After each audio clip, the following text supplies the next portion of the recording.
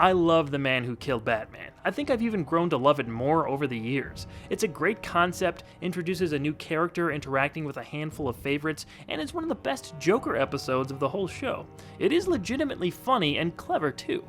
Visuals, dialogue, music, etc., it's just a classic, and one of the most impressive things about it is that it achieves all these things without Batman being present for most of the runtime. Running a drug operation for Rupert Thorne, a small group of his thugs take along the small-statured Sidney Debris to unknowingly take the fall. During the run, Batman arrives and confronts Sid on a roof. Terrified, Sid nearly falls off before Batman saves him, but in the struggle, Bruce is accidentally pulled over the edge and seemingly lands on an exploding propane tank. Thinking him dead, all of Gotham's underworld hails Sid the Squid as the man who killed the Dark Knight. Word gets around until Joker hears the news and decides to meet Sid himself, hoping to find out if Batman really has been offed and just who this guy really is. Bruce Timm directed this episode himself, with Paul Dini penning the script. Basically, anytime those two were directly involved in the same episode, it made for something special. The idea supposedly came about when the pair were discussing if an episode could work without Batman in most of it. The answer was obviously yes. This isn't the first or last time Batman had minimal involvement in an installment of the show, but I will say this is a more direct example of that idea, since the whole story revolves around Batman being taken out early. Sid the Squid wasn't an established character, although he does share a few defining characteristics with some of the more meek side players in the series, like G. Carl Francis from another Dini-Timm collaboration, The Laughing Fish. It's a bit of a risk to put a whole narrative on the back of an unknown character and follow his little interactions with the personalities we do know, but that's also why it works. The thought of Batman finally meeting his demise at the incompetent hands of someone who wasn't even trying to kill him gives us an absurd but also highly intriguing place to start from.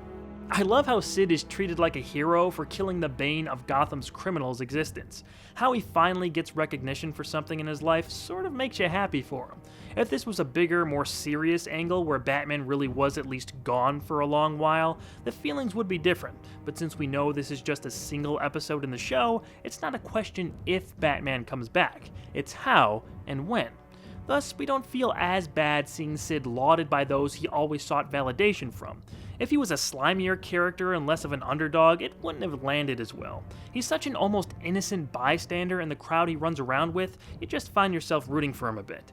When the Joker is brought into the story, we start to see the true ramifications of what the death of Batman might be like. Firstly, Harley gets Sid out of prison by posing as his lawyer. She even uses her actual name, which you'd think the police, especially Bullock, would notice, but at this point in the show, the Harleen Quinzel name might not have been solidified as her actual identity. I'm sure there are a few ways you can legitimize her getting away with this, but it is something small that clashes with later continuity. Regardless, Harley gives us one particularly hilarious moment that cracks me up. Don't I know you from someplace? I think I served you a subpoena once. It was a small subpoena. Great timing on that delivery. Arlene Sorkin always seemed to excel in those little moments. Harley playing Amazing Grace on the kazoo at Batman's mock funeral is also morbidly humorous. The Joker eulogizing Batman with Sid in attendance is just as funny, while also striking at the center of the character. I love that Joker doesn't really want Batman dead. He has in other episodes, but I think the character is strongest when he freely admits that screwing with Batman in a variety of insignificant and egregious ways is his motivating function for being the Joker. He's outwardly upset that Batman is dead here. The man who killed Batman. There's a certain rhythm to these things. I cause trouble, he shows up. We have some laughs and the game starts all over again. He's definitely jealous and feels shown up by some nobody like Sid doing what he couldn't, or wouldn't. But there is a defining line he says which summarizes his relationship with Batman from the clown's perspective. Without Batman, crime has no punchline. Again, the following scene at the funeral is all top-notch. The kick me sign is just the icing on the cake. Wanting to kill Sid for killing Batman, all at Ace Chemicals by the way, is the exact right kind of twisted. Joker's reaction after he thinks Sid is dead is a beautiful microcosm of his erratic personality.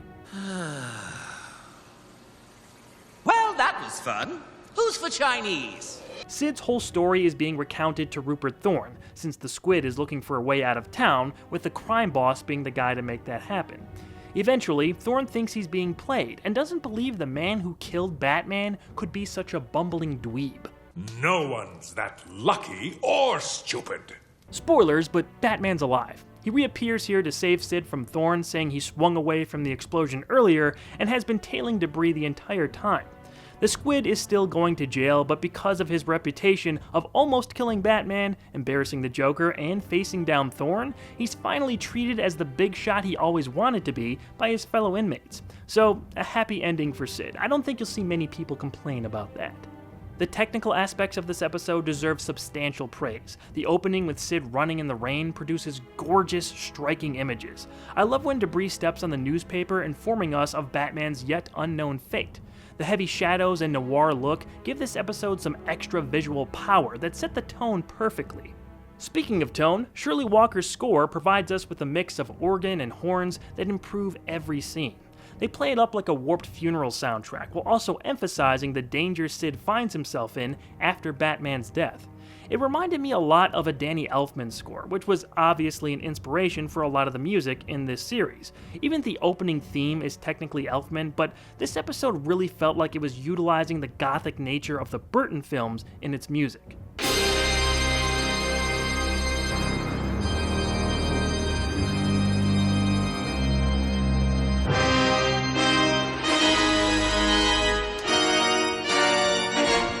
The Man Who Killed Batman is a must-see. It's required watching if you're looking for some of the best this show has to offer.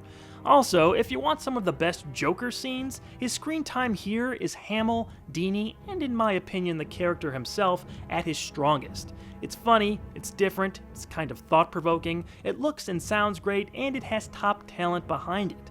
Give this one a watch or rewatch, and you'll see what I'm talking about. Its greatness speaks for itself.